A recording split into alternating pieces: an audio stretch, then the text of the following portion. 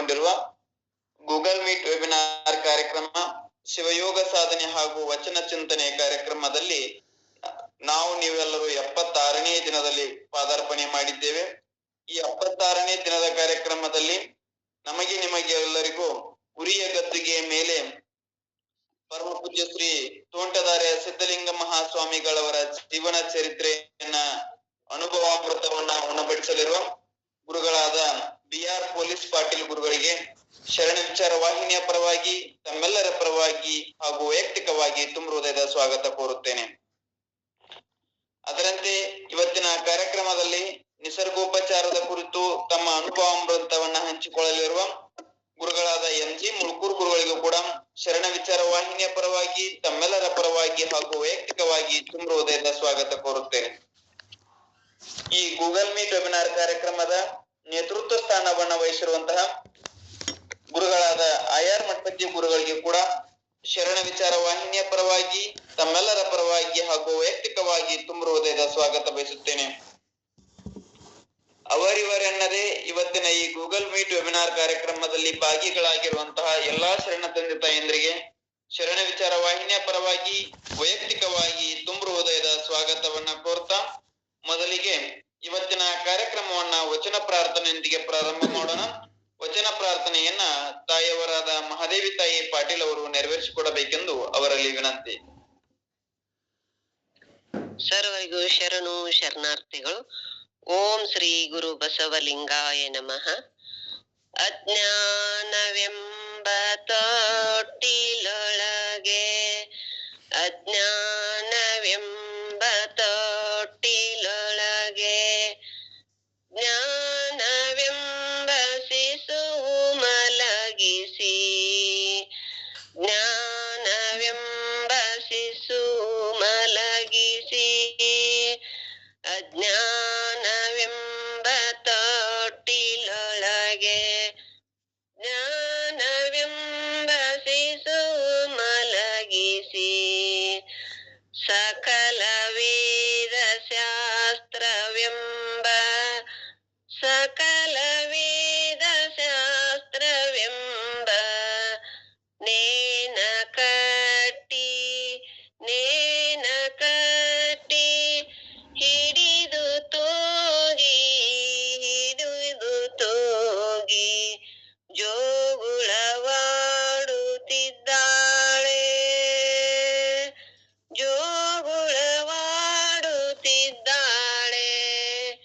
ಭ್ರಾಂತಿ ಎಂಬ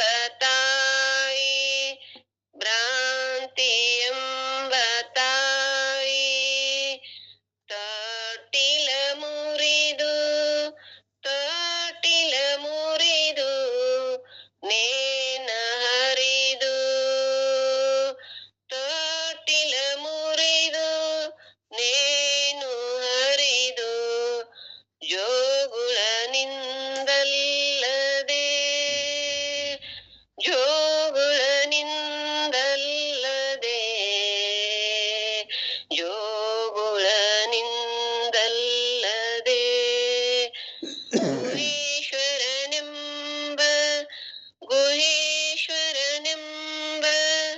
ಗುಹೇಶ್ವರನೆಂಬ ಲಿಂಗವ ಕಾಣಬಾರದು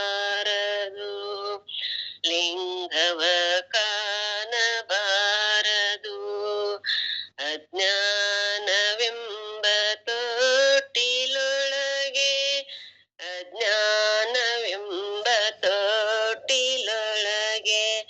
ಜ್ಞಾನವೆಂಬ ಶಿಶುವು ಮಲಗಿಸಿ ಸರ್ವರಿಗೂ ಶರಣು ಶರಣಾರ್ಥಿಗಳು. ವಚನ ಪ್ರಾರ್ಥನೆಯನ್ನ ನೆರವೇರಿಸಿಕೊಟ್ಟಂತ ತಾಯಿಯವರಿಗೆ ತುಂಬ ಹೃದಯದ ಧನ್ಯವಾದಗಳು. ಇನ್ಮೇಲೆ ಗುರುಗಳಾದ MG ಮುಳ್ಕೂರ್ ಗುರುಗಳು ನಿಸರ್ಗೋಪಚಾರದ ಕುರಿತು ತಮ್ಮ ಅನುಭವವನ್ನು ನೀಡಬೇಕೆಂದು ಅವರಲ್ಲಿ ವಿನಂತಿಸಿಕೊಳ್ಳುತ್ತೇನೆ. ಓಂ ಶ್ರೀ ಗುರು ಬಸವಲಿಂಗಾಯ ನಮಃ. ಪೂಜ್ಯ IR ಮಠಪತಿ ಶರಣರಲ್ಲಿ ಶರಣಗಳನ್ನು ಸಲ್ಲಿಸ್ತಾ ಇವತ್ತಿನ ವಚನ ಚಿಂತನೆಯನ್ನು ನಡೆಸಿಕೊಡ್ತಕ್ಕಂಥ ಬಾಪುಗೌಡವರಲ್ಲಿಯೂ ಸಹಿತ ಶರಣಗಳನ್ನು ಸಲ್ಲಿಸ್ತಾ ಇಲ್ಲಿ ನೆರೆದ ಎಲ್ಲ ತಂದೆ ತಾಯಿಗಳಿಗೆ ಶರಣಾರ್ಥಿ. ಆ, ಮೊಳಕೆ ಕಾಳಿನ ಬಗ್ಗೆ ಕಳೆದ 2 ದಿನಗಳಿಂದ ಚಿಂತನೆ ಮಾಡ್ತಾ ಇದ್ದೀವಿ. ಬಹುತೇಕ ಇವತ್ತು ನಾಳೆ ಮುಂದುವರಿಬೋದು ಅನ್ಕೋತಾ ಇದ್ದೇನೆ. ಆ ವಿಚಾರ ಮಾಡಿದ ಹಾಗೆ ಭಾಳಷ್ಟು ವಿಷಯಗಳು ಬರ್ತಾ ಇರುತ್ತೆ. ನಮಗೆ ಗ್ಯಾಪ್ ಇರೋದರಿಂದ 24 ಗಂಟೆ ಗ್ಯಾಪ್ ಇರೋದರಿಂದ ವಿಷಯಗಳನ್ನೆಲ್ಲ ನಿಮಗೆ ಉಣಬಡಿಸಲಿಕ್ಕೆ ಸಾಧ್ಯ ಆಗ್ತಾ ಇದೆ ಅಂತ ಹೇಳ್ತಾ, ನಿನ್ನೆ ಮೊಳಕೆ ಕಾಳಿನ ರುಚಿಕರವಾದ ತಿಂಡಿಗಳನ್ನು ಮಾಡೋ ಬಗ್ಗೆ ಎಲ್ಲ ನೋಡ್ತಾ ಇದ್ದೀವಿ. ಒಂದು ಹೆಸರು ಕಾಳು, ಕಡಲೆಕಾಳು, ನೆಲಗಡಲೆ ಅವನ್ನ ನೆನೆಸಿಬಿಟ್ಟು ಮಕ್ಕಳಿಗೆ ಬೇಕಾದ್ರೆ ಹಾಗೆ ನೆನೆಸಿದ್ದನ್ನು ಒಣ ದ್ರಾಕ್ಷಿ ಸೇರಿಸಿಬಿಟ್ಟು ಒಂದು ಬಟ್ಲಲ್ಲಿ ಹಾಕಿ ಕೊಟ್ಬಿಟ್ರೆ ಅವರು ತಿಂತಿರ್ತಾರೆ. ಅದಕ್ಕೊಂದು ಖರ್ಜೂರ ಕೊಡಿ, ಇಲ್ಲ ಒಂದಿಷ್ಟು ಬೆಲ್ಲದ ಕಣ್ಣಿ ಅದರಲ್ಲಿ ಜೊತೆ ಕೊಟ್ಬಿಟ್ರೆ ಭಾಳ ಒಳ್ಳೆ ಮಕ್ಕಳಿಗೆ ಪ್ರೋಟೀನ್. ಏನು ಇವತ್ತೆಲ್ಲ ಭಾಳ ಜನ ಎಗ್ ರೈಸ್ ಅಂತ ಹೋಗ್ತಾ ಇದ್ದಾರೆ. ಆ ಎಗ್ಗಿಂತ ಈ ಮೊಳಕೆ ಕಾಳಲ್ಲಿ ಏನು ಪೌಷ್ಟಿಕಾಂಶ, ಪ್ರೋಟೀನ್, ಬೆಳವಣಿಗೆಗೆ ಉಪಯುಕ್ತವಾದ ಅಂಶಗಳು ಇದರಲ್ಲಿ ಜಾಸ್ತಿ ಇದೆ ಅಂತ ಹೇಳ್ತಾ ಇದ್ದಾರೆ. ಒಂದು 100 ಗ್ರಾಮ್ ಶೇಂಗಾ, ನಾವು ಕಡಲೆಕಾಯಿ ಅಂತ ಬೆಂಗಳೂರಲ್ಲಿ ಹೇಳ್ತಿರ್ತೀವಿ, ಆ ಕಡಲೆಕಾಯಿ ಅಥವಾ ಶೇಂಗಾವನ್ನು ಒಂದು 100 ಗ್ರಾಮ್ ನೀವು ತೊಗೊಂಡ್ರೆ ಅದರಲ್ಲಿ ಇರ್ತಕ್ಕಂಥ ಪ್ರೋಟೀನನ್ನು, ಮತ್ತು ಎಷ್ಟು ಪ್ರೋಟೀನ್ ಇದೆ 100 ಗ್ರಾಮ್ ಶೇಂಗಾದಲ್ಲಿ ಅಂದರೆ 8 ಮೊಟ್ಟೆನಲ್ಲಿರುವಷ್ಟು ಪ್ರೋಟೀನ್ ಇದೆ ಅಂತ ನೋಡಿ. ಹಾಗಾಗಿ ಈ ಮೊಳಕೆ ಕಾಳು ಬಹಳ ಬೆಳವಣಿಗೆಗೆ ಅನುಕೂಲಕರವಾದ ಆಹಾರ ಮೊಳಕೆ ಕಾಳಿನಲ್ಲಿ ಇದೆ. ನಿನ್ನೆ ನಾವು ಮಾತಾಡ್ತಾ ಒಂದು ಬೇಸಾಗಿ ನೀವು ಇದನ್ನ ಇಟ್ಕೊಳ್ಳಿ, ಹೆಸರು ಕಾಳನ್ನು ಇಟ್ಕೊಂಡು ಅದಕ್ಕೆ ಕೊತ್ತಂಬರಿ, ಕರಿಬೇವು ಸೊಪ್ಪು, ಕಾಯಿ ತುರಿ ಎಲ್ಲ ಹಾಕ್ಕೊಂಡು ಕಲಿಸ್ಕೊಂಡು ತಿನ್ನಿ. ಇಲ್ಲ ಮೆಣಸು, ಜೀರಿಗೆ ಹಾಕ್ಕೊಂಡು ಹಾಗೆ ಕಲಿಸ್ಕೊಂಡು ತಿಂದರೂ ನಡೀತದೆ. ಆದರೆ ನಿಂಬೆಹಣ್ಣು ಕೆಲವರು ಹಾಕ್ತಿರ್ತಾರೆ. ನಿಂಬೆಹಣ್ಣು ದಯವಿಟ್ಟು ಬೇಡ. ನಿಂಬೆಹಣ್ಣು ಬಗ್ಗೆ ಭಾಳ ಒಂದು 2-3 ದಿವಸ ಅದ್ರ ಬಗ್ಗೆ ಮಾತಾಡಿದ್ದೀನಿ. ನಿಂಬೆಹಣ್ಣು ರಸ ಬಿಟ್ಟು ಇದನ್ನು ಮಾಡ್ಕೊಳ್ಳಿ. ಆಮೇಲೆ ನೀವು ಚಿಂತೆ ಮಾಡಬೇಡಿ. ಈಗ ಸರ್ ನಾವು ಕೇಳಿಲ್ಲ, ನಾವು ಆಬ್ಸೆಂಟ್ ಆಗಿದ್ದೀವಿ, ಮೊನ್ನೆ ಪೊಲೀಸ್ ಬಾಪುಗೌಡ್ರು ಅಂತ ಇದ್ದರು, ನಾವು ಒಮ್ಮೊಮ್ಮೆ ಜಾಯ್ನ್ ಆಗೋಕ್ಕಾಗಲ್ಲ ಸರ್, ಅವಾಗ ಗೊತ್ತಾಗಲ್ಲ ವಿಷಯಗಳಂತ. ಈಗ ನಾನು ಇದನ್ನು ರೆಕಾರ್ಡ್ ಮಾಡಿಬಿಟ್ಟು ನಮ್ಮ MGM ಆರೋಗ್ಯಧಾಮದ ವತಿಯಿಂದ ಯೂಟ್ಯೂಬಲ್ಲಿ ಹಾಕ್ತಾಯಿದ್ದೀವಿ. ಯೂಟ್ಯೂಬ್ ಹಾಕಿಬಿಟ್ಟು ಅದನ್ನು ಅದರ ಲಿಂಕ್ ನಿಮಗೆ ಕಳಿಸ್ಕೊಡ್ತಾ ಇದ್ದೀವಿ ಈ ಗ್ರೂಪಲ್ಲಿ, ಶರಣವಾಹಿನಿ ಗ್ರೂಪಲ್ಲಿ. ಅದಕ್ಕೆ ಶರಣವಾಹಿನಿ ಆರೋಗ್ಯರಿ ಅಂತ ಬರುತ್ತೆ. ಬಸವಣ್ಣವರ ಒಂದು ಭಾವಚಿತ್ರದ ಜೊತೆಗೆ ಶರಣವಾಹಿನಿ ಆರೋಗ್ಯರಿ ಅಂತ ಇರುತ್ತೆ. ಅದರಲ್ಲಿ ಇರುತ್ತೆ, ನೀವು ಇವತ್ತಿನ ಪ್ರವಚನವೂ ಅದರಲ್ಲಿ ಇರುತ್ತೆ. ಅದರ ಜೊತೆಗೆ ಈ ಆರೋಗ್ಯದ ಕುರಿತು ಮಾಹಿತಿಯೂ ಅದರಲ್ಲಿರುತ್ತೆ. ಅದನ್ನು ನೀವು ನೋಡಿ ನಿಮ್ಮ ಬೇರೆಯವರಿಗೂ ಕಳಿಸ್ಕೊಡಿ. ಮತ್ತು ಇದನ್ನು ನೋಡ್ತಾ ಇದ್ದು ಬರೀ ಹಾಗೆ ಕೇಳ್ತಾ ಹೋಗಬೇಡಿ, ಅದನ್ನು ಅನುಸರಿಸ್ಬೇಕು. ಅದು ಮುಖ್ಯವಾಗಿರ್ತಕ್ಕಂಥದ್ದು. ಜೊತೆಗೆ ನೀವು ಅಲ್ಲಿ ಸಬ್ಸ್ಕ್ರೈಬ್ ಮಾಡ್ಕೊಂಡ್ಬಿಟ್ರೆ ನಿಮಗೆ ಆ ಲಿಂಕು ನಾವು ಕಳಿಸಿದ ತಕ್ಷಣ, ಹಾಕಿದ ತಕ್ಷಣ, ಆರೋಗ್ಯಧಾಮದಿಂದ ಹಾಕಿದ ತಕ್ಷಣ ನಿಮಗೆ ಬರುತ್ತೆ ನಿಮಗೆ ಮೊಬೈಲ್ಗೆ. ನೀವು ಅದರಲ್ಲಿ ನೋಡ್ತಾ ಹೋಗ್ಬೋದು ದಿವಸ ಅಂತ, ಅಥವಾ ಮತ್ತೆ ಅದನ್ನು ರಿಪೀಟ್ ಮಾಡ್ಕೋಬೋದು. ಯಾಕಂದರೆ ಕೇಳದೇ ಇದ್ದವರು ಸಹಿತ ಕೇಳಿ ಅಂತ. ಈಗ ಒಂದು ಬೇಯಿಸಿಟ್ಕೊಂಡು ಅದನ್ನು ಮಾಡೋದು ಅಂತೀವಿ. ಆಮೇಲೆ ರುಚಿಗೆ ಬೇಕಾದರೆ ಒಗ್ಗರಣೆ ಹಾಕೋಬೋದು. ಒಗ್ಗರಣೆ ಹಾಕದೇ ತಿಂದರೆ ಒಳ್ಳೆಯದು ಅಂತ ನಿನ್ನೆ ಮಾತಾಡಿದ್ದೀವಿ. ಆಮೇಲೆ ರುಬ್ಬಿ ಹಾಲು ತೆಗೆಯೋದ್ರ ಬಗ್ಗೆ ಸಹಿತ ಕುರಿತು ಮಾತಾಡಿದ್ದೀವಿ. ಇವತ್ತು ಮೊಳಕೆಯಿಂದ ಈ ಮೆಂತೆ, ಎಸ್ಪೆಷಲಿ ಮೆಂತೆ ಬಹಳ ಒಳ್ಳೆಯದು. ಮೊಳಕೆ ಬರೆಸೋದು ಬೇಡ, ಅಥವಾ ಬಂದರೂ ಸಾಕು. ನೆನೆಸಿದ ಮೆಂತೆಯನ್ನು ಅಥವಾ ಜಾಸ್ತಿ ಏನಾರು ಹಾಕಿದರೆ ಇತ್ತಂದರೆ ನೆನೆದು ಒಂದು ಅರ್ಧ ಇಂಚು ಅಷ್ಟು ಇದು ಬರಲಿ, ಮೊಳಕೆ ಬರಲಿ. ಬಂದ ಮೇಲೇ ಅದನ್ನು ನೀವು ಅದನ್ನಾಗಲಿ ಅಥವಾ ಕಡಲೆಕಾಳು ಅವುಗಳನ್ನ ಚಟ್ನಿ ಮಾಡಿ ಉಪಯೋಗಿಸ್ಬೋದು. ಊಟದ ಜೊತೆ, ತಿಂಡಿ ಜೊತೆ ಭಾಳ ಚಟ್ನಿ ಚೆನ್ನಾಗಾಗುತ್ತೆ. ಮೆಂತ್ಯ ಚಟ್ನಿ ಭಾಳ ಚೆನ್ನಾಗುತ್ತೆ. ತಾಯಂದಿರು ಭಾಳ ಜನ ಅದನ್ನು ಮಾಡ್ತಿರ್ತಾರೆ. ಎಸ್ಪೆಷಲಿ ಡೆಲಿವರಿ ಆದಾಗ ಅದನ್ನು ಕೊಡ್ತಾ ಇರೋದನ್ನು ನಾವು ನೋಡ್ತಾ ಇದ್ದೀವಿ. ಕಡಲೆಕಾಳು ಸಹಿತ ಒಳ್ಳೆಯದು, ಆದರೆ ಜಾಸ್ತಿ ತಿನ್ನಬಾರ್ದು ಅಷ್ಟೇ. ಕಡಲೆಕಾಳು ಸ್ವಲ್ಪ ಗ್ಯಾಸ್ ಅದು ಆಗ್ತಕ್ಕಂಥದ್ದು ಇದೆ ಅದರಲ್ಲಿ. ಅದನ್ನು ಸ್ವಲ್ಪ ಕಡಿಮೆ ಪ್ರಮಾಣದಲ್ಲಿ ಉಪಯೋಗಿಸ್ಬೇಕು. ಬಟ್ ಪ್ರೋಟೀನ್ ಭಾಳ ಚೆನ್ನಾಗಿರುತ್ತೆ ಅದರಲ್ಲಿ. ಆಮೇಲೆ ಪಚನ ಶಕ್ತಿ ಇಲ್ಲದವ್ರ ಬಗ್ಗೆ ನಿನ್ನೆ ಮಾತಾಡ್ತಾ ಇದ್ದೀವಿ. ಪಚನ ಶಕ್ತಿ ಯಾರಿಗಿಲ್ಲ, ಏಜ್ ಆಗಿರುತ್ತೆ, ಬೆಡ್ ರಿಡನ್ ಪೇಷಂಟ್ ಇರ್ತಾರೆ, ಅವ್ರಿಗೆ ಹಸಿದ ಕೊಟ್ಟರೆ ತಿನ್ನೋಕ್ಕಾಗೋದಿಲ್ಲ. ಯಾಕಂದರೆ ತಾಯಂದಿರು, ನಾವು RT ನಗರದಲ್ಲಿ ಕ್ಲಾಸ್ ಮಾಡಿದಾಗ ಕೇಳಿದರು, ಬೆಂಗಳೂರಲ್ಲಿ ಬಹಳ ವರ್ಷದಿಂದ, ಒಂದು 20-25 ವರ್ಷದಿಂದ ಕ್ಲಾಸ್ ಮಾಡೋ ಸಂದರ್ಭದಲ್ಲಿ, ಸರ್ ಏನು ತಿಂದರೂ ನಮ್ಮಲ್ಲಿ ಅದು ಪಚನ ಆಗೋದಿಲ್ಲ, ಹಸಿದು ಏನಾರು ಕೊಟ್ಟಿವಿ ಅಂತಂದರೆ ಹಾಗೆ ಬೇದಿ ಆಗುತ್ತೆ ಅಂತ ಹೇಳ್ತಾಯಿದ್ರು. ಅಂಥದ್ದು ಪಚನಕ್ಕೆ ತೊಂದರೆ ಇಲ್ಲದವರು, ಪಚನ ಶಕ್ತಿ ಕಡಿಮೆ ಇರೋರು ಅಥವಾ ಏಜ್ ಆದವರು, ಅವರು ಈ ಮೊಳಕೆ ಕಾಳುಗಳನ್ನು ಇಡ್ಲಿ ಹಾಕಿಬಿಟ್ಟು, ಇಡ್ಲಿ ಅವ್ರ ಜೊತೆ ಸೇರಿಸಿ ಹಾಕಿಬಿಟ್ಟು ಅದನ್ನು ತಿನ್ಬೋದು. ಈಗ ರವೆ ಇಡ್ಲಿ ಅಂತ ತಿಂತಿರ್ತೀವಿ ನಾವು ಹೆಚ್ಚು ಕಡಿಮೆ. ಹಾಗೆ ಇವತ್ತು ಹೆಸರು ಕಾಳು ಇಡ್ಲಿ, ನಾಳೆ ಕಡಲೆಕಾಳು ಇಡ್ಲಿ, ನಾಡಿದ್ದು ಶೇಂಗಾ ಇಡ್ಲಿ, ಹೀಗೆ ಕಾಳುಗಳನ್ನು ಹಾಕ್ಕೊಂಡು ಇಡ್ಲಿಯಲ್ಲಿ ತಿನ್ಬೋದು. ಜೊತೆಗೆ ದೋಸೆನಲ್ಲಿ ಈರುಳ್ಳಿ ದೋಸೆ ಅಂತ ಮಾಡ್ತೀವಿ ನಾವು ಸಾಮಾನ್ಯವಾಗಿ. ಆ ಈರುಳ್ಳಿ ದೋಸೆನಲ್ಲಿ ಮೇಲೆ ಈರುಳ್ಳಿ ಹಾಕ್ತೀವಿ. ದೋಸೆ ಹಾಕಿಬಿಟ್ಟು ತಾಯಂದ್ರೆ ಏನು ಮಾಡ್ತಾರೆ, ಇದ್ರ ಮೇಲೆ, ದೋಸೆ ಮೇಲೆ ಈರುಳ್ಳಿ ಹಾಕ್ತಾರೆ. ಹಾಗೆ ಈ ಮೊಳಕೆ ಕಾಳನ್ನು ಅದ್ರ ಮೇಲೆ ಹಾಕ್ಕೊಳ್ಳಿ. ಪರವಾಗಿಲ್ಲ. ಯಾಕೆಂದರೆ ಇಲ್ಲಿ ಪಚನಶಕ್ತಿ ಕಡಿಮೆ ಇದ್ದವ್ರಿಗೆ ಹೇಳ್ತೀವಿ, ಟೇಸ್ಟೂ ಇರುತ್ತೆ. ಆಮೇಲೆ ಅಷ್ಟು ಅದರಲ್ಲಿರುವ ಸತ್ವ ಕಡಿಮೆ ಆಗುತ್ತೆ, ಇಲ್ಲ ಅನ್ನೋದಿಲ್ಲ. ಯಾಕಂದರೆ ಬೆಂಕಿಗೆ ಸಂಪರ್ಕ ಬಂದ ಮೇಲೆ ಅದು ಯಾವುದೇ ಇದ್ರೂ ಕಡಿಮೆ ಆಗೋದೇ, ಅದು ಪ್ರೊಸೆಸ್ ಮಾಡಿದಂಗೆ ಕಡಿಮೆ ಆಗುತ್ತೆ. ಬಟ್ ಅನಿವಾರ್ಯ ಆಗುತ್ತೆ ಇಂಥ ಸಂದರ್ಭದಲ್ಲಿ. ಅಥವಾ ರುಚಿಗೆ ಅದನ್ನು ಆ ರೀತಿಯಾಗಿ ಒಂದು ಉಗಿಯಿಂದ ಬೇಯಿಸೋದು, ಇನ್ನೊಂದು ಸುಟ್ಟೋದು. ಉಗಿಯಿಂದ ಬೇಯಿಸೋದಂದರೆ ಇಡ್ಲಿ, ತರಕಾರಿಗಳನ್ನು ಸಹಿತ ನಾವು ಆ ಥರ ಉಗಿಯಲ್ಲಿ ಬೇಯಿಸಿ ತಿಂದರೂ ಒಳ್ಳೆಯದು, ಯಾರಿಗೆ ಶಕ್ತಿ ಕಡಿಮೆ ಇದ್ದವ್ರಿಗೆ. ಅಥವಾ ಬೇಯಿಸಿದ್ದು ನಾವು ಆಹಾರದಲ್ಲಿ ಅದನ್ನು ಉಪಯೋಗಿಸ್ಬೋದಾಗತ್ತೆ. ಆಮೇಲೆ ಇನ್ನು ಗೋಧಿಯನ್ನು ಮೊಳಕೆ ಮಾಡಿ, ಆ ಗೋಧಿಯನ್ನು ಮೊಳಕೆ ಬಂದದ್ದನ್ನು ನೀವು ಏನೇನು ಯಾವ್ಯಾವ ಕಾಳುಗಳ ಮೊಳಕೆ ಮಾಡೋದನ್ನೋದು ಇವತ್ತು ಹೇಳ್ತೀನಿ ನಿಮಗೆ. ಹೇಗೆ ಮಾಡ್ಬೇಕು ಅನ್ನೋದನ್ನು ಚಿಂತನೆ ಇವತ್ತು ಮಾಡೋಣ. ಈ ಗೋಧಿಯನ್ನು ಅನ್ನ ಮಾಡುವಾಗ ಅಕ್ಕಿ ಜೊತೆ ಗೋಧಿ ಮೊಳಕೆ ಬಂದದ್ದನ್ನು ಹಾಕಿ ಮಾಡಿದರೆ ಭಾಳ ಚೆನ್ನಾಗಿ ಆಗುತ್ತೆ. ಆಮೇಲೆ ಏನು ಕಾನ್ಸ್ಟಿಪೇಷನ್ ಹೋಗುತ್ತೆ, ಮಲಬದ್ಧತೆ ನಿವಾರಣೆ ಆಗುತ್ತೆ, ಮೋಷನ್ ಈಸಿಯಾಗಿ ಹೋಗಲಿಕ್ಕೆ ಹೆಲ್ಪ್ ಆಗುತ್ತೆ. ಗೋಧಿ ಅನ್ನ ಭಾಳ ಚೆನ್ನಾಗಿರ್ತದೆ. ಈ ರೀತಿಯಾಗಿ ನಾವು ಏನು ಮೊಳಕೆ ಕಾಳನ್ನು ಉಪಯೋಗಿಸ್ಬೋದು. ಒಬ್ಬೊಬ್ಬರಿಗೆ ಒಂದೊಂದೇ ಮುಷ್ಟಿ ಕೊಡಬೇಕಂತ ನಿನ್ನೆ ನೋಡಿದ್ದೀವಿ. ಅದ್ರ ಜೊತೆಗೆ ಚೆನ್ನಾಗಿ ಅಗದು ತಿನ್ನಬೇಕು, ಅದು ಭಾಳ ಮುಖ್ಯ ಇರ್ತಕ್ಕಂಥದ್ದು. ಅಗದು ತಿಂದರೆ ಆಯುಷ್ಯ ಜಾಸ್ತಿ ಆಗುತ್ತೆ ಅಂತ. ಆಮೇಲೆ ಮಠಪತಿ ಸರ್ ಹೇಳ್ತಾಯಿದ್ರು ನಿನ್ನೆ, ಅಡುಗೆ ಮನೆಯ ಔಷಧಾಲಯ ಆಗಬೇಕು ಅಂತ. ನಮ್ಮ ಶ್ರೀನಿವಾಸೆ ಅಂಥೇಳಿ ಅವರೊಬ್ಬರು ಇದ್ದರು, BML ಅಲ್ಲಿ ಡೆಪ್ಯೂಟಿ ಮೆಕ್ಯಾನಿಕಲ್ ಇಂಜಿನಿಯರ್ ಆಗಿ ರಿಟೈರ್ಡ್ ಆದರು. ಅವರು ನಾಕಂಡ ಜರ್ಮನಿ ಪುಸ್ತಕನೂ ಬರೆದಿದ್ದಾರೆ, ಸ್ವತಂತ್ರ ಹೋರಾಟಗಾರರು. ಅವ್ರು ಹೇಳ್ತಾಯಿದ್ರು ಕ್ಲಾಸಲ್ಲಿ ಏನಂದರೆ, ಆಹಾರನೇ ಔಷಧಿ ಪ್ರಕೃತಿ ಚಿಕಿತ್ಸೆನಲ್ಲಿ. ಔಷಧಿ ಈ ತಯಾರಾಗೋದು ಕೆಮಿಕಲ್ ಫ್ಯಾಕ್ಟ್ರಿ ಅಂತೀವಲ್ಲ, ಮೆಡಿಕಲ್ ಶಾಪ್ ಅಂತೀವಲ್ಲ, ಹಾಗೆ ನಮ್ಮ ಕಿಚನ್ನೇ ಮೆಡಿಕಲ್ ಶಾಪು. ಆಹಾರ ಯಾರು ಕೊಡ್ತಾರಲ್ಲ, ತಾಯಿ ಕೊಡ್ತಿರ್ಬೋದು, ಹೆಂಡತಿ ಕೊಡ್ತಿರ್ಬೋದು, ಮಗಳು ಕೊಡ್ತಾ ಇರ್ಬೋದು, ಮೊಮ್ಮಗಳು ಕೊಡ್ತಾ ಇರ್ಬೋದು. ಆಹಾರ ಯಾರು ಕೊಡ್ತಾರಲ್ಲ ಅವರೇ ವೈದ್ಯರಂತ. ನಿಮ್ಮ ಅಡುಗೆ ಮನೆ ಔಷಧಾಲಯ, ಆಹಾರವನ್ನು ಕೊಡೋರೇ ವೈದ್ಯರು ಅಂತ.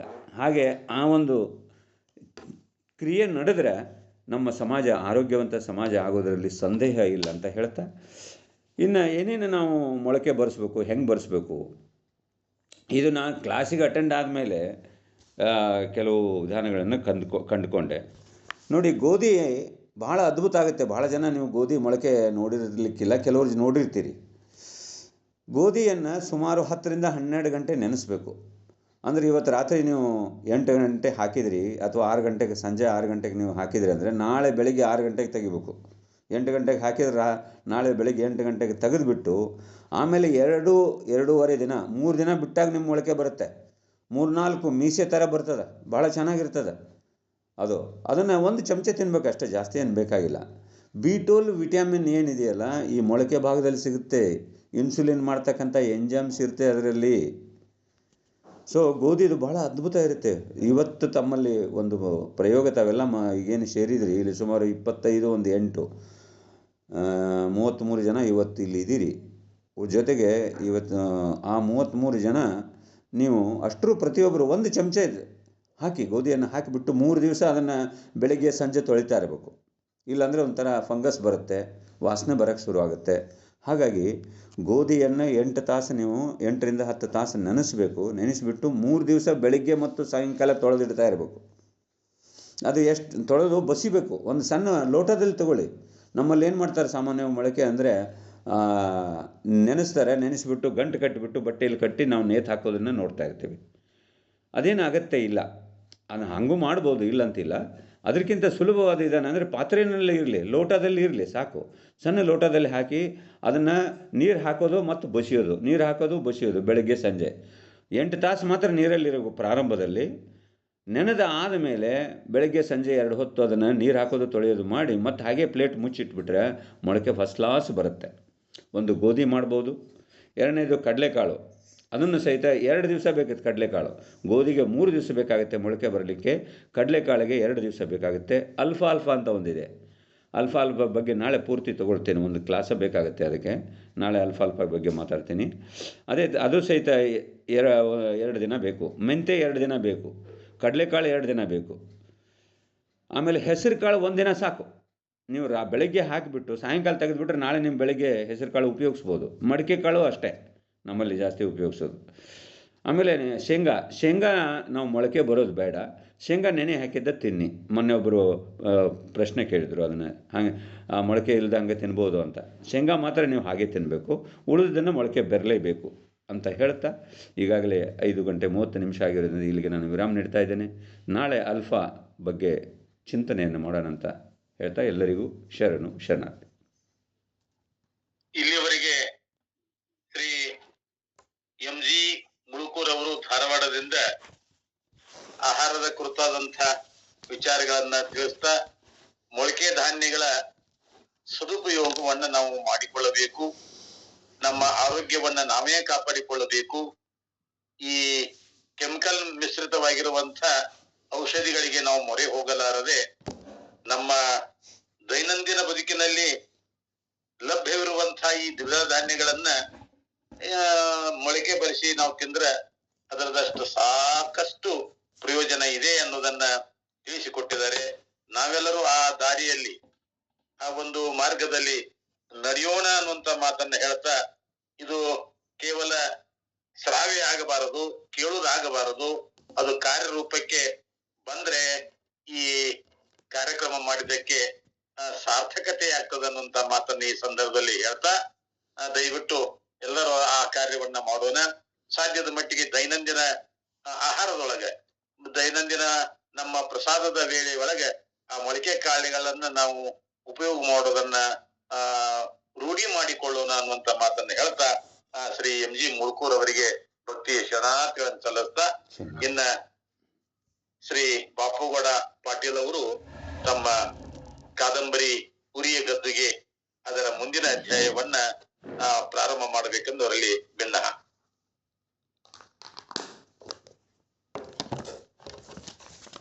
ಎಲ್ಲರಿಗೂ ಶರಣಾರ್ಥಿಗಳು. ಇವತ್ತು ಅಧ್ಯಾಯ 8 ನಡೆ ಕಲಿಸಿದ ಬಸವಣ್ಣ ಅಂತ. ನಿನ್ನೆ ನಾವು ಸಿದ್ದರಾಮದೇವರ ಪ್ರವಚನಕ್ಕೆ ಆರಂಭದ ದಿನ 100-150 ಜನ ಸೇರಿದ್ರೆ ಅಲ್ಲಿ ಎಲ್ಲರೂ ಅವರ ಆ ಪ್ರವಚನ ಶೈಲಿಯನ್ನ ಮತ್ತು ವಿಷಯ ವಿಸ್ತಾರವನ್ನ ಮೆಚ್ಚಿಕೊಂಡು ಮುಂದೆ ಮತ್ತೆ 4 ದಿನಗಳವರೆಗೆ ಅವರು ಆ ಪ್ರವಚನವನ್ನು ಮುಂದುವರಿಸಬೇಕು ಅಂತ ಎಲ್ಲರಿಂದ ಬೇಡಿಕೆ ಬಂದಾಗ ಹಾಗೆ ಅದು ಮುಂದುವರಿತದೆ. ಮೊದಲು 100-150 ಜನ ಸೇರಿರೋರು ಬಂದ ಹಂಗೆಲ್ಲ ಸಾವಿರಾರು ಜನ ಅವರ ಪ್ರವಚನ ಕೇಳಲಿಕ್ಕೆ ಸೇರ್ತಿದ್ರು.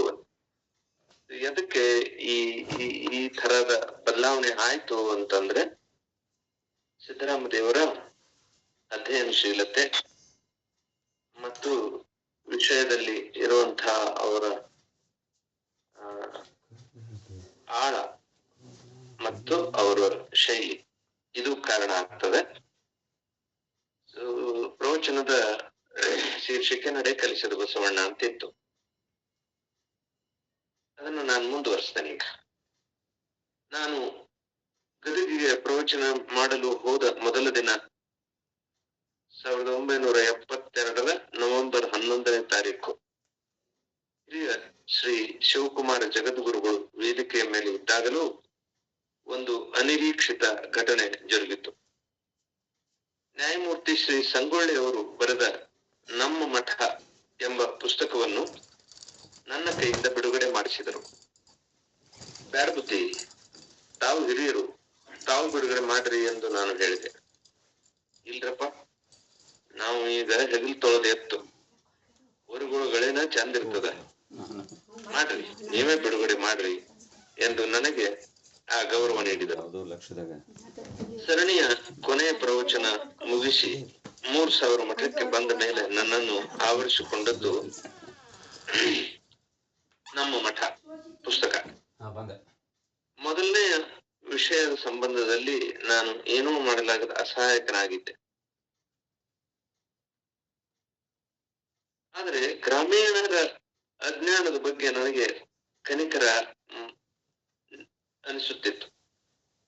ಏನಿದ್ರೂ ಮುಂದಿನ ಕಾರ್ಯ ಮಾಡಲೇಬೇಕಲ್ಲ ಎಂದು ಮೈ ಕೊಡವಿ ಎದ್ದಾಗ ಟೇಬಲ್ ಮೇಲೆ ಇಟ್ಟಂತ ನಮ್ಮ ಮಠ ಪುಸ್ತಕ ಕಣ್ಣಿಗೆ ಬಿತ್ತು. ಅದು ತೋಂಟದಾರ್ಯ ಪೀಠ ಪರಂಪರೆ ಹಾಗೂ ಡಂಬಳ ಗದಗ ಮಠಗಳ ಕುರಿತಾಗಿಯೇ ಬರೆದದ್ದು ಎಂದು ಗೊತ್ತಿತ್ತಾದರೂ ಪೂರ್ತಿ ವಿಷಯ ತಿಳಿದುಕೊಳ್ಳಬೇಕೆನ್ನಿಸ್ತು. ಮತ್ತೆ ಕುರ್ಚಿಯ ಮೇಲೆ ಕುಳಿತುಕೊಂಡು ಪುಸ್ತಕ ತೆರವು ಹಾಕಿದೆ. ಬರವಣಿಗೆಯ ಶೈಲಿ ಮತ್ತು ವಿಷಯ ನನ್ನನ್ನು ಕಟ್ಟೆ ಹಾಕಿದಾಗ ಮೊದಲ ಪುಟದಿಂದಲೇ ಗಂಭೀರವಾಗಿ ಓದಲಾರಂಭಿಸಿದೆ. 12ನೇ ಶತಮಾನದಲ್ಲಿ ಶೂನ್ಯ ಪೀಠದ ಚಕ್ರವರ್ತಿ ಎನಿಸಿದ್ದ ಅಲ್ಲಮ ಪ್ರಭುಗಳದು ವಿರಕ್ತ ಪರಂಪರೆ. ಈ ಪೀಠ ಪರಂಪರೆಯ ವಾರಸುದಾರರಾಗಿ ಶೂನ್ಯ ಪೀಠವನ್ನು ಎಡೆಯೂರು ಶ್ರೀ ತೋಂಟದ ಸಿದ್ಧಲಿಂಗೇಶ್ವರರು ಅಲಂಕರಿಸಿದ್ದು 1459ರಲ್ಲಿ.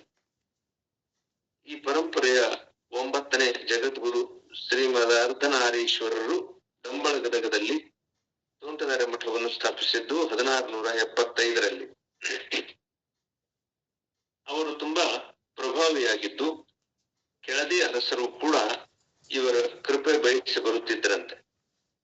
ಕೆಳದಿಯ ಕಿರಿಯ ಸೋಮಶೇಖರ ನಾಯಕ ತನ್ನ ಖಜಾನೆಗೆ ಬಂದ ಸುಂಕವನ್ನು ಶ್ರೀಮದ ಅರ್ಧನಾರೀಶ್ವರ ಶ್ರೀಗಳಿಗೆ ಕಾಣಿಕೆಯಾಗಿ ಭಕ್ತಿಯಿಂದ ಸಮರ್ಪಿಸಿದರೆ, ಹಿರಿಯ ಬಸಪ್ಪ ನಾಯಕ ತೇರಿಗೆ ಸುಂದರವಾದ ಚಿನ್ನದ ಲೇಪನ ಇರುವ ಕಳಸಗಳನ್ನು ಮಾಡಿಸಿಕೊಡುತ್ತಾನೆ.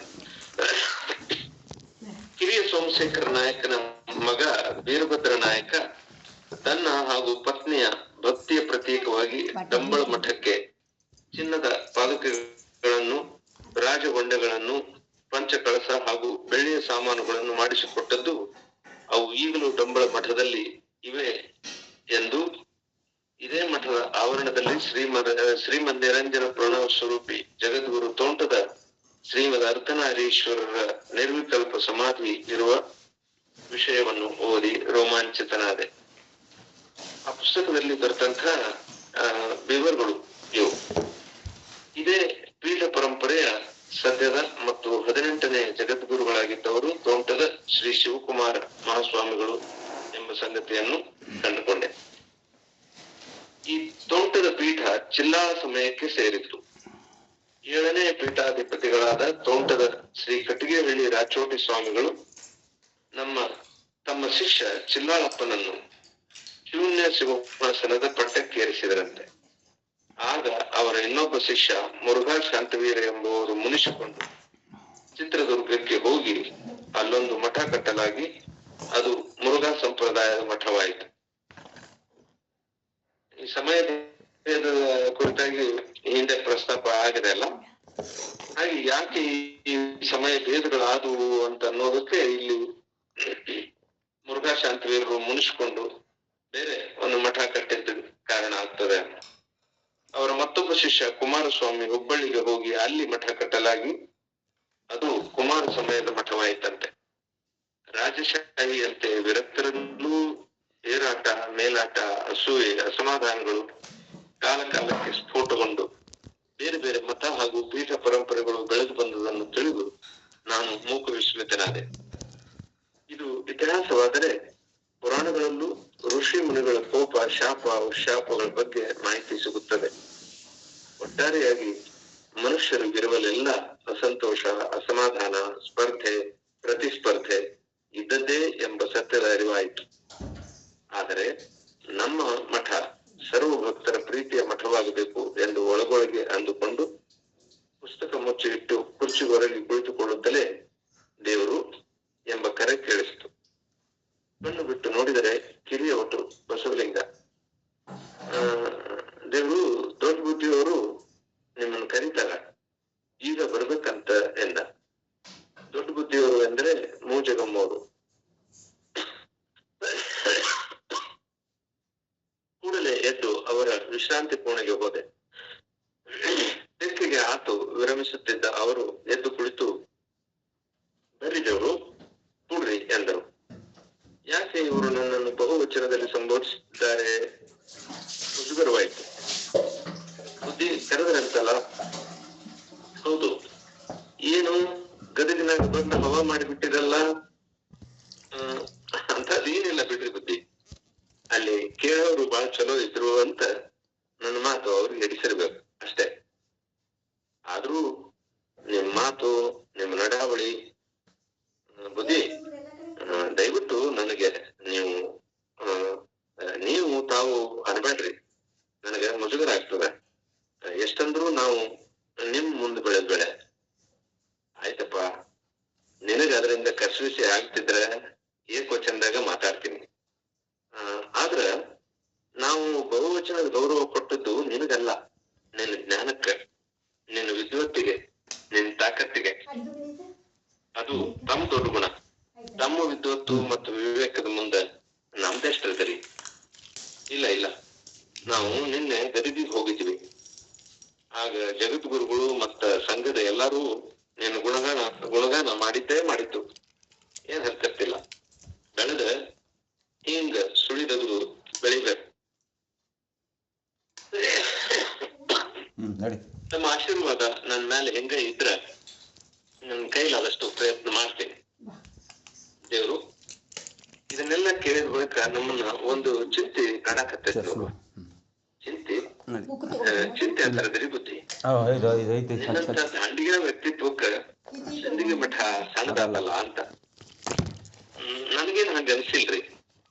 ಪಟ್ಟಾಧ್ಯಕ್ಷರ ಕಕ್ಕಲಾತಿ ಅವ್ರ ಕನಸು ನನ್ ಮುಂದಿನ ಬೆಳಕಾಗಿ ಮುಂದೆ ನಡೆಸ್ತಾವ.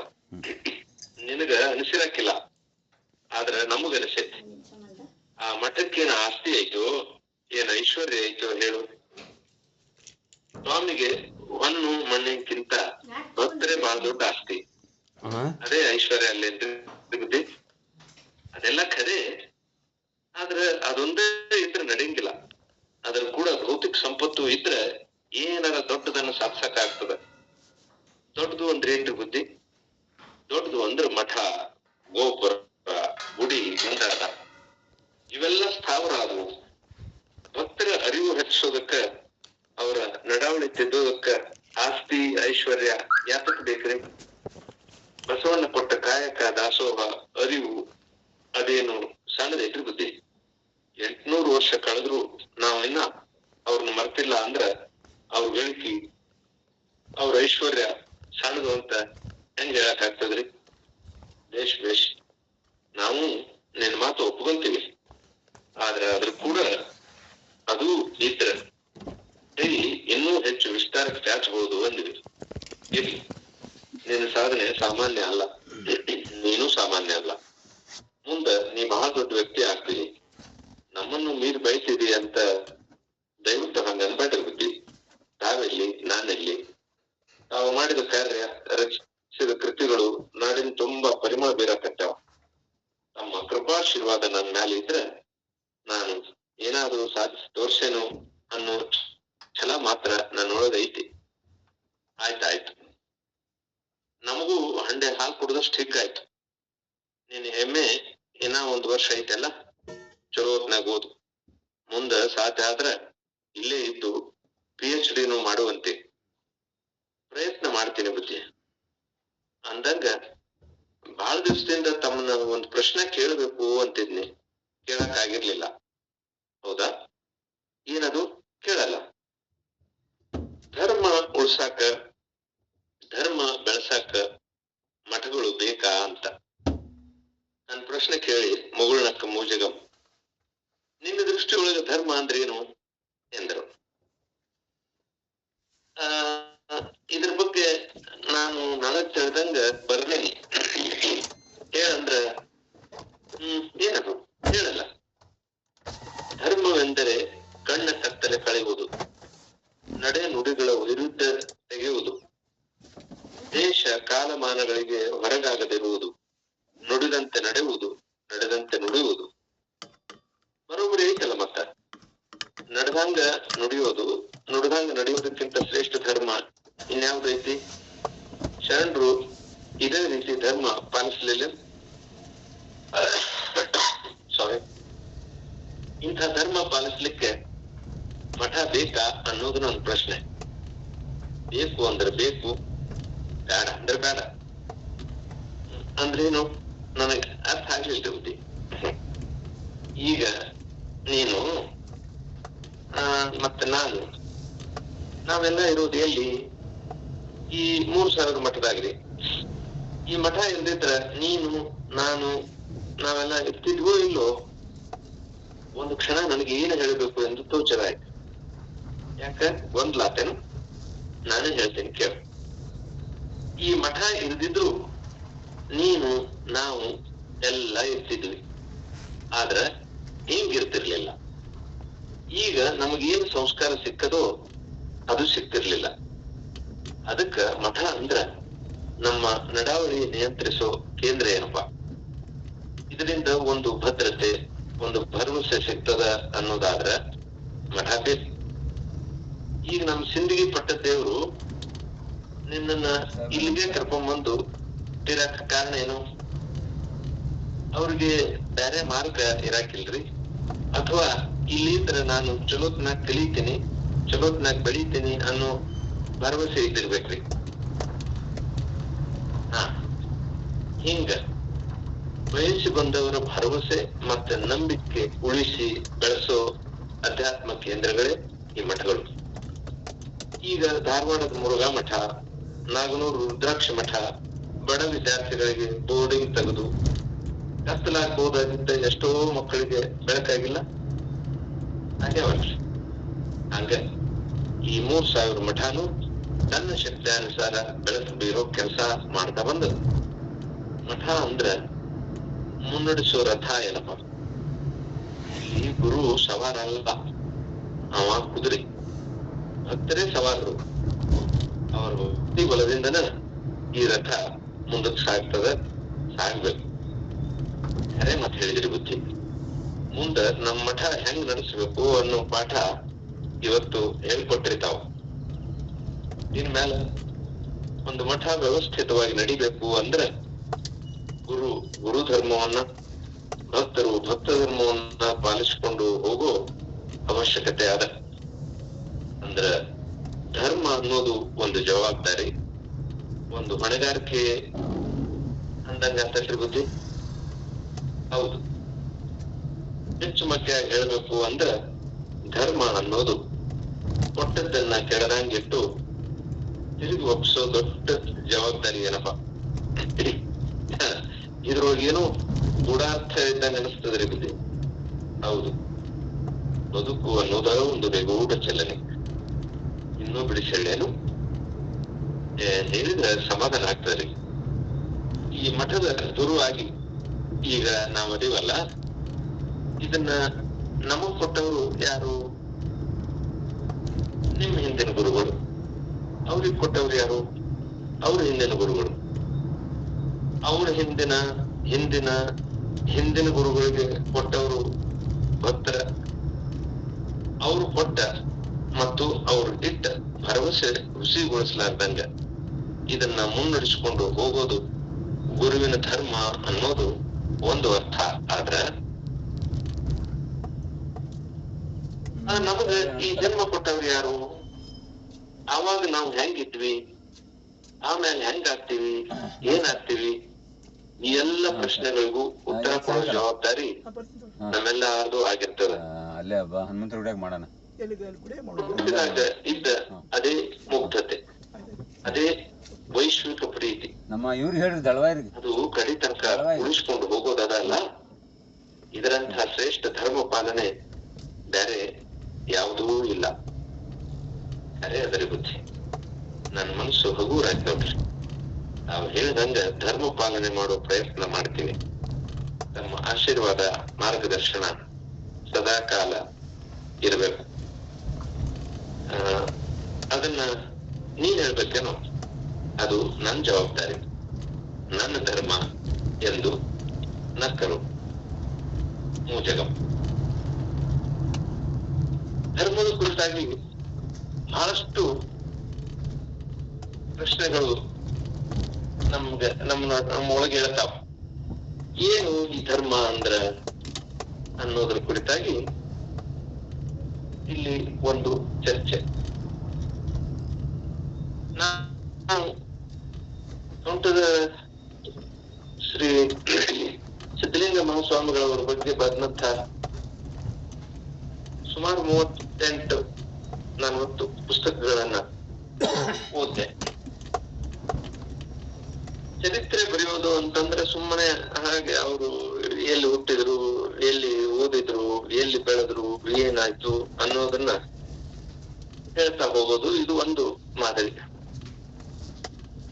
ಅಂದ್ರೆ ನಾನು ಇದನ್ನ ಕಾದಂಬರಿಯಾಗೆ ಬರೀಬೇಕು ಅಂತ ಯಾಕೆ ನಾನು ಚಿಂತನೆ ಮಾಡಿದೆ ಅಂದ್ರೆ, ಈ ಕಾದಂಬರಿ ಒಳಗಡೆ ಅವರ ನೀತಿ ಅಂದ್ರೆ ಕಥಾನಾಯಕನ ನೀತಿ, ಧೋರಣೆ, ಜೀವನ ಶೈಲಿ, ಚಿಂತನೆ ಶೈಲಿ, ಈ ಎರಡನ್ನೂ ಇಟ್ಟುಕೊಂಡು ಅಂತರ್ಚರ್ಚೆ ಮಾಡ್ಬೇಕು. ಒಂದು ಕಾದಂಬರಿ ಅಂದ್ರೆ ಒಂದು ಸೃಜನ ಕೃತಿ, ಕೇವಲ ಅದು ವರದಿ ಆಗಬಾರದು ಅನ್ನೋ ಕಾರಣಕ್ಕಾಗಿ ಇಂಥ ಅಂತರ್ಚರ್ಚೆ ಮತ್ತು ಸಂವಾದದ ರೂಪದಲ್ಲಿ ಇದನ್ನ ಮುನ್ನಡೆಸಿಕೊಂಡು ಹೋಗುವ ಸಂದರ್ಭದಲ್ಲಿ ಓದುಗರಿಗೆ ಈಗ ತಾವು ಕೇಳ್ತಾ ಇದ್ದೀರಿ, ಹೀಗೆ ಕೇಳ್ತಾ ಇರುವಾಗ ತಮ್ಮೊಳಗೆ ಹೇಳುವಂತ ಈ ಚರ್ಚೆ ಮತ್ತೆ ಒಬ್ಬ ವ್ಯಕ್ತಿಯಲ್ಲೇನೆ ಎರಡು ಮನಸ್ಸುಗಳಿರ್ತವೆ, the good self and the bad self ಅಂತ ನಾವು ಅದನ್ನ ಹೇಳ್ತೇವಲ್ಲ ಇಂಗ್ಲಿಷ್ ನಲ್ಲಿ. ಹಂಗೆ ಈ ಎರಡು ಸೆಲ್ಸ್ ಏನಿರ್ತವೆ, ಈ ಎರಡು ಮುಖಗಳ ನಡುವೆ ನಡೆಯುವಂತಹ ಚರ್ಚೆ, ಇದನ್ನ ಅಂತರ್ಚರ್ಚೆ ಅಂತ. ಈ ತರದ ಅಂತರ್ಚರ್ಚೆಯನ್ನ ನಾನು ಜಗದ್ಗುರು ಗಂಗಾಧರ ರಾಜಯೋಗೀಂದ್ರ ಮಹಾಸ್ವಾಮಿಗಳವರು ಒಂದು ಕಡೆ, ಈ ಸಿದ್ದರಾಮ ದೇವರು ಒಂದು ಕಡೆ, ಯೌವನದಲ್ಲೇನೆ ಅವರಿಗೆ ಯಾವ ರೀತಿಯಾದಂಥ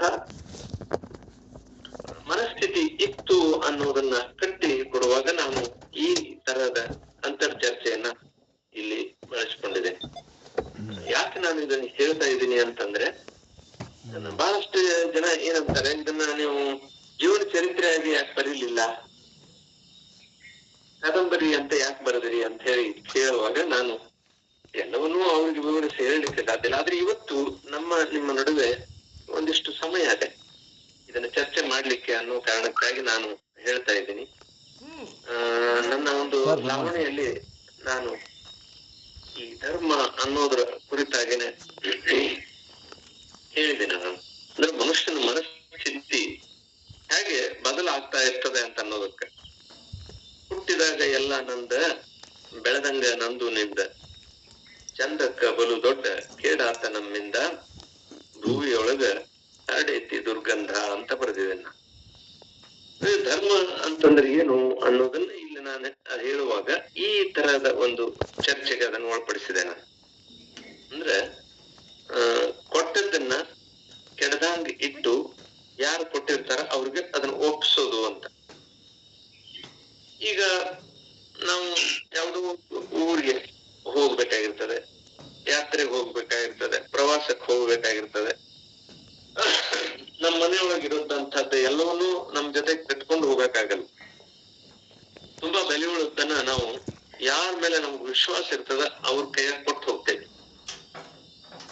ನಾನ್ ಬರೋವರೆಗೂ ಇದನ್ನ ನಮ್ಮ ಹತ್ರ ಇಟ್ಕೋರಿ ಅಂತ ಹೇಳಿ. ಹಾಗೆ ಅದನ್ನ ನಾವು ಹೋಗಿ ಬಂದ ಮೇಲೆ ಅವ್ರ ಹತ್ರ ಹೋಗಿ ನಾವು ಈಗ ಬಂದಿವಿ, ತಮಗೊಂದು ವಸ್ತು ಕೊಟ್ಟು ಹೋಗಿದ್ವಿ, ಅದನ್ನ ದಯವಿಟ್ಟು ಕೊಡ್ರಿ ಅಂತ ಕೇಳಿದಾಗ ಅವರು ತಗೊಳ್ರಿ ಇದನ್ನ ಅಂತ ಹೇಳಿ ಅಂದು ವಾಪಸ್ ಕೊಡ್ತಾರೆ. ಆದ್ರೆ ಅದನ್ನ ಹೇಗಿತ್ತು ಹಾಗೆ ಕೊಟ್ಟಿವಿ ಅಂದ್ರ ಅವ್ರು ಯಾವ ವಸ್ತುವನ್ನು ಕೊಟ್ಟಿದ್ರು, ಯಾವ ರೂಪದಲ್ಲಿ ಕೊಟ್ಟಿದ್ರು, ಯಾವ ಸ್ಥಿತಿಯಲ್ಲಿ ಕೊಟ್ಟಿದ್ರು, ಅದೇ ಸ್ಥಿತಿಯಲ್ಲಿ ಅದನ್ನ ನಾವು ಮಾಡಿಸಿ ಕೊಟ್ರೆ ಅದು ಏನು ಅಂದ್ರೆ ಧರ್ಮ ಪಾಲನೆ. ಅದು ಏನು ಮಿತ್ರ ಧರ್ಮ ಪಾಲನೆ ಅಂತಾರ ಕರಿಬಹುದು, ಅಥವಾ ಅದೇ ಹೇಗೆ ಅಂದ್ರೆ ಮನುಷ್ಯ ಧರ್ಮ ಪಾಲನೆ ಅಂತ ಕರಿಬಹುದು. ಆದ್ರೆ ಇಲ್ಲ, ಅದ್ರ ಬದಲಿ ಬೇರೆ ಏನಾದ್ರೂ ಇತ್ತು. ಇವರು ಒರಿಜಿನಲ್ ಬಂಗಾರದ ಒಡವೆಗಳನ್ನ ಕೊಟ್ಟು ಹೋಗಿದ್ರೆ ಅದ್ರ ಬದಲಿ ಈ ನಕಲಿ ಚಿನ್ನದ ಒಡವೆಗಳನ್ನ ಅಲ್ಲಿ ಇಟ್ಟು ಕೊಟ್ರೆ ಇದು ಹೆಂಗ್ ಧರ್ಮ ಪಾಲನೆ ಆಗ್ತದೆ? ಹಂಗೆ ಭಗವಂತ ನಮ್ಗೆ ಈ ಜನ್ಮವನ್ನ ಏನ್ ಕರುಣಿಸಿದಾನೆ, ಅಂದ್ರೆ ನಮಗೆ ಆಟ ಕೊಡುವಾಗ ನಾವು ಹೇಗಿದ್ವಿ, ಎಷ್ಟು ಮುಗ್ಧತೆ ಇತ್ತು ನಮ್ಮಲ್ಲಿ, ಅದೇ ಮುಗ್ಧತೆಯನ್ನ, ಅದೇ ಸಮನ್ವಯವನ್ನ, ಅದೇ ಪ್ರೀತಿಯನ್ನ ನಾವು ಕೊನೆಯವರೆಗೂ ಉಳಿಸ್ಕೊಂಡು, ಭಗವಂತ ನೀನು ಕೊಟ್ಟಂತ ಈ ಜೀವ ಇದಲ್ಲ, ನೀನ್ ಹ್ಯಾಗ್ ಕೊಟ್ಟಿದ್ದಿ ಹಾಗೆ ನಾವು ಇದನ್ನ ಮರಳಿಸಿ ಕೊಡ್ತೀವಿ ಅಂತಂದ್ರೆ ನಾವು ನಮ್ಮ ಬದುಕಿನ ತಪ್ಪು ಧರ್ಮ ಪಾಲನೆ ಮಾಡಿದಂಗ ಆಗ್ತದೆ ಅನ್ನುವಂತ ಈ ನನ್ನ ಒಳಗಿನ ಧರ್ಮದ ಪರಿಕಲ್ಪನೆಯನ್ನ ಈ ಕಾದಂಬರಿ ರೂಪದಲ್ಲಿ ಸಿದ್ದರಾಮ ದೇವರು ಮತ್ತು ಮೂಜಗಂ ಅವರ ನಡುವಿನ ಈ ಚರ್ಚೆಯಾಗಿ ನಾನು ಬಳಸಿಕೊಂಡು ಬಂದಿದ್ದೇನೆ. ಇದು ಕಾದಂಬರಿಕಾರನಿಗೆ ಇರಬಹುದಾದಂತಹ ಒಂದು ಸ್ವಾತಂತ್ರ್ಯ. ಆ ಸ್ವಾತಂತ್ರ್ಯವನ್ನ ನಾನು ಆ ಸಂದರ್ಭಕ್ಕನುಸಾರವಾಗಿ ಅಲ್ಲಿ ನಾನು ತಗೊಂಡಿದ್ದೀನಿ ಅನ್ನೋ ಮಾತನ್ನ ಹೇಳ್ತಾ ಇವತ್ತು ಈ ಚರ್ಚೆಯನ್ನ ಇಲ್ಲಿಗೆ ನಿಲ್ಲಿಸೋಣ. ನಾಳೆ ಮತ್ತೆ ಅದನ್ನು ಮುಂದುವರಿಸೋಣ. ಎಲ್ಲರಿಗೂ ಶರಣವಾಗಿದೆ. ಶ್ರೀ ಬಾಬುಗೌಡ ಪೊಲೀಸ್ ಪಾಟೀಲ್ ಅವರು ಉರಿಯ ಗದ್ದಿಗೆಯ ಒಂದು ಅಧ್ಯಾಯವನ್ನ ಹೇಳ್ತಾ ಹಲವಾರು ಚಿಂತನೆಯ ವಿಷಯಗಳನ್ನ ನಮ್ಮ ಮುಂದೆ ಇಟ್ಟಿದ್ದಾರೆ. ಎಲ್ಲವನ್ನ ಬಿಟ್ಟಿರುವಂತ ಸನ್ಯಾಸಿಗೆ ಕೋಪವು ತರವೇ? ಇದೊಂದು ಪ್ರಶ್ನೆ. ಧರ್ಮ ಅಂದರೇನು? ಧರ್ಮಕ್ಕೆ ಈಗಾಗಲೇ ಅವರೊಂದು ಸಣ್ಣ ಉದಾಹರಣೆಯನ್ನು ಕೊಟ್ಟಿದ್ದಾರೆ. ಹೇಗೆ ಪರರ ವಸ್ತುವನ್ನು ಇದ್ದಕ್ಕಿದ್ದ ಹಾಗೆ ನಾವು ಮರಳಿ ಕೊಡ್ತಾ ಇದ್ದೀವಲ್ಲ, ಅದೇ ಧರ್ಮ. ಹಾಗೆ ಭಗವಂತ ಕೊಟ್ಟಿರುವಂತ ಈ ಪ್ರಸಾದ ಕಾಯವಾಗಿಯೇ ಅವನಲ್ಲಿ ಲೀನಗೊಳಿಸುವುದೇ ಧರ್ಮ ಅನ್ನೋದನ್ನು ಕೂಡ ಒಂದು ಸಣ್ಣ ಮಾತಿನಲ್ಲಿ ಅವರು ತಿಳಿಸಿಕೊಟ್ಟಿದ್ದಾರೆ. ಇಲ್ಲಿ ಡಾಕ್ಟರ್ ಮೂಜಗಂ ಹಾಗೂ ಸಿದ್ದರಾಮ ದೇವರಲ್ಲಿ ನಡೆದಿರುವಂತಹ ಈ ಚರ್ಚೆಗಳು ನಮ್ಮನ್ನೆಲ್ಲ ಇವತ್ತ ಚಿಂತನೆಗೆ ಈಡು ಮಾಡ್ತಾ ಇವೆ. ಒಬ್ಬ ಮಠಾಧೀಶರ ಆಗುವಂತಹ ವ್ಯಕ್ತಿಯನ್ನ ಯಾವ ನಿಟ್ಟಿನಲ್ಲಿ ಬೆಳೆಸಬೇಕು ಅನ್ನೋದನ್ನು ಕೂಡ ಶ್ರೀ ಮೂಜಗಂ ಅವರು ತಮ್ಮ ಚಿಂತನೆ ಮೂಲಕ ಇಲ್ಲಿ ತಿಳಿಸಿಕೊಟ್ಟಿದ್ದಾರೆ. ಆ ಕಾರಣಕ್ಕಾಗಿ ಈ ಕಾದಂಬರಿಯ ಈ ಭಾಗ ನಮಗ ಧರ್ಮದ ಕುರಿತಾದಂತ ಮಠಗಳ ಅವಶ್ಯಕತೆ ಇದೆಯೇ, ಮಠಗಳನ್ನ ನಡೆಸುವಂತವ್ರು ಯಾರು, ಮಠಗಳಿಗೆ ಆಧಾರ ಸ್ತಂಭ ಯಾರು, ಯಾರಿಂದ ಈ ಮಠ ಬಂತು ಅನ್ನೋದನ್ನ ನಾವು ಸ್ವಲ್ಪ ಅವಲೋಕನ ಮಾಡ್ತಾ ಹೋದರೆ ಸಮಾಜದಲ್ಲಿ ಗೃಹಸ್ಥರಾಗಿರುವಂತಹ ಈ ಭಕ್ತರು ಕಾಯಕ ದಾಸೋಹ ಇವೆರಡನ್ನ ಬಹಳ ಚೆನ್ನಾಗಿ ಅನುಚಾನವಾಗಿ ರೂಢಿಸಿಕೊಂಡು ಹೋದದ್ದರಿಂದ ನಮ್ಮ ನಾಡಿನೊಳಗೆ ಮಠಗಳ ಸಂಖ್ಯೆ ಹೆಚ್ಚಾಗಿವೆ ಅನ್ನೋದನ್ನು ಕೂಡ ನಾವು ಇವತ್ತ ಅರ್ಥ ಮಾಡಿಕೊಳ್ಳಬೇಕಾಗಿದೆ. ಆ ಹಿನ್ನೆಲೆಯೊಳಗ ಇವತ್ತಿನ ಚಿಂತನೆ ಬಹಳ ಸ್ವಾರಸ್ಯಕರವಾಗಿ ನಮ್ಮೆಲ್ಲ ಹೃದಯಕ್ಕೆ ತಟ್ಟಿದೆ. ಇದಕ್ಕೆ ಪೂರಕವಾಗಿ ತಾವು ಏನಾದರೂ ಹೇಳುವುದಿದ್ರೆ ಅಥವಾ ಪೂರ್ಣಿಸುವುದಿದ್ರೆ ತಮಗೆ ಸಮಯಾವಕಾಶವನ್ನ ನೀಡಲಾಗ್ತದೆ. ದಯವಿಟ್ಟು ತಾವು ಭಾಗಿಗಳಾಗಬೇಕು ಅಂತ ತಿಳ್ಕೊಂಡು ನಾನು ತಮ್ಮಲ್ಲಿ ಭಿನ್ನ ಮಾಡ್ಕೊತಾ ಇದ್ದೇನೆ. ಸರ್ವರಿಗೂ ಸ್ವಾಗತ. ಶರಣಾರ್ಥಿ. ನಾನು ಪಾಲನೇತ್ರ ಅಂತ. ಈಗ ಕೋಪ ಗುರುಗಳಿಗೆ ತಕ್ಕುದ್ದೆ ಅಂತ, ಅದು ಕೋಪ, ಅದು ಸಾತ್ವಿಕ ಕೋಪ, ಅದು ಬೇರೆಯವ್ರ ಮೇಲೆ ಮತ್ಸರ ಸಾಧಿಸ್ಬೇಕನ್ನೋದು ಏನಿಲ್ಲ. ಸಮಾಜದ ಮೇಲೆ ಆಗ್ಲಿ ಆ ಕ್ಷಣಕ್ಕೆ ಒಬ್ಬ ವ್ಯಕ್ತಿ ಮಾಡಿರೋ ತಪ್ಪನ್ನ ಅದು ಸಾತ್ವಿಕವಾಗಿ ತೋರ್ಪಡಿಸೋದೇ ಅದು ಧರ್ಮನೇ ಅಂತ ಅಂದ್ಕೊಂಡಿದ್ದೀನಿ. ಸರ್, ಅದನ್ನು ಕೂಡ ಪಾಲನೆತ್ತವ್ರೆ ಅದು ಕೋಪ ಅಂತ ಭಾವಿಸದೆ ಧರ್ಮ ಮಾರ್ಗ ಅಂತಾನು ಕರಿಬಹುದು. ಅದಕ್ಕೆ ಸಾತ್ವಿಕ ಕೋಪ ಇಲ್ಲದೆ ಹೋದ್ರೆ ಸಮಾಜವನ್ನು ಸುಧಾರಣೆ ಮಾಡ್ಲಿಕ್ಕೆ ಆಗೋದಿಲ್ಲ. ಖಂಡಿತ ಬಹಳ ಒಳ್ಳೆಯ ವಿಚಾರಗಳನ್ನ ಪ್ರಸ್ತುತಪಡಿಸಿದ್ದೀರಿ ಪಾಲನೇತ್ರ ಅವರೇ, ಹಾಗೂ ಅದಕ್ಕೆ ಸರಿಯಾದಂತ ಒಂದು ವಿವರಣೆಯನ್ನ ನೀಡಿದಂತ BR ಪೊಲೀಸ್ ಪಾಟೀಲ್ರಿಗೆ ಶರಣಾರ್ಥಿಗಳು. ಮತ್ತೆ ಯಾರಾದ್ರೂ ಇದರ ಬಗ್ಗೆ ಚಿಂತನೆ ಮಾಡುವವರಿದ್ರೆ ತಮಗೆ ಸಮಯಾವಕಾಶ ನೀಡಲಾಗ್ತದೆ.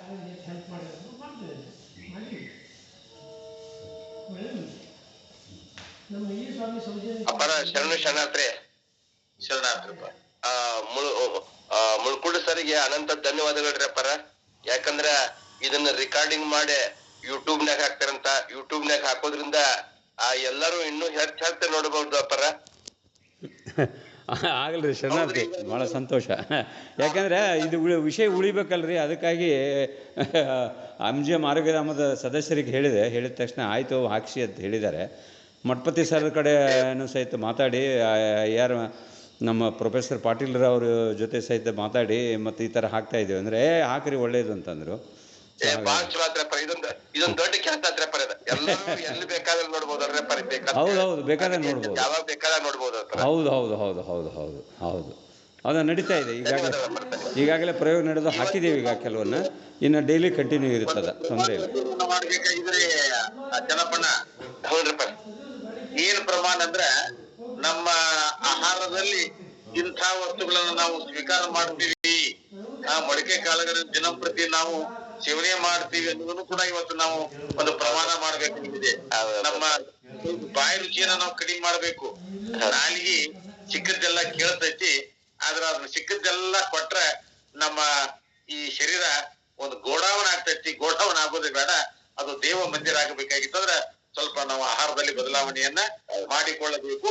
ಇಂದಿನಿಂದ ನಾವೆಲ್ಲರೂ ಮೊಳಕೆ ಕಾಳುಗಳ ಕುರಿತಾಗಿ ಸ್ವಲ್ಪ ಅದನ್ನ ಉಪಯೋಗ ಮಾಡ್ಕೊಳ್ಳಾಕ ಪ್ರಯತ್ನ ಮಾಡ್ಬೇಕು ಅನ್ನುವಂತ ಒಂದು ತುಡಿತ ಈ ಗೂಗಲ್ ಮೀಟ್ನಲ್ಲಿ ಇದೆ. ನಾವು ಎಲ್ಲರೂ ಅದನ್ನ ಅನುಸರಣೆ ಮಾಡೋಣ. ಶರಣಾರ್ಥಿಗಳು.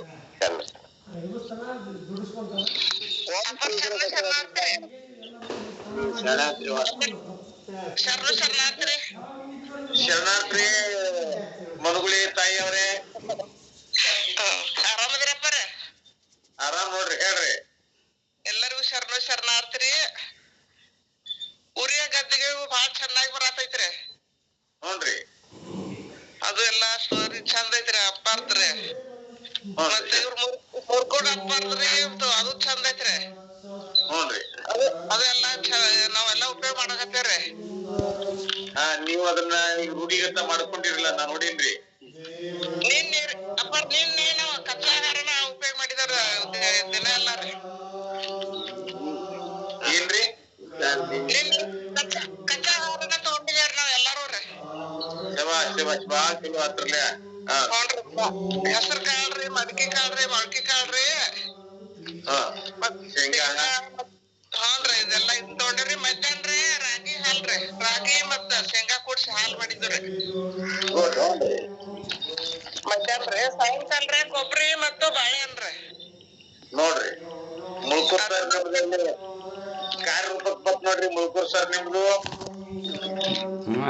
ಭಾಳ ಸಂತೋಷ ಸರ್, ಭಾಳ ಸಂತೋಷ. ನಾವು ಈಗ ಯೋಗಕ್ಕೆ ಪ್ರಾರಂಭ ಆಗ್ತಾ ಇದ್ದೀವಿ. ಶರಣಾರ್ಥಿ ನಾನು. ಸಂತೋಷ ಅಮ್ಮ, ಭಾಳ ಸಂತೋಷ. ವಾಸ್ತವ್ಯ ಇದ್ದೆ ಸರ್,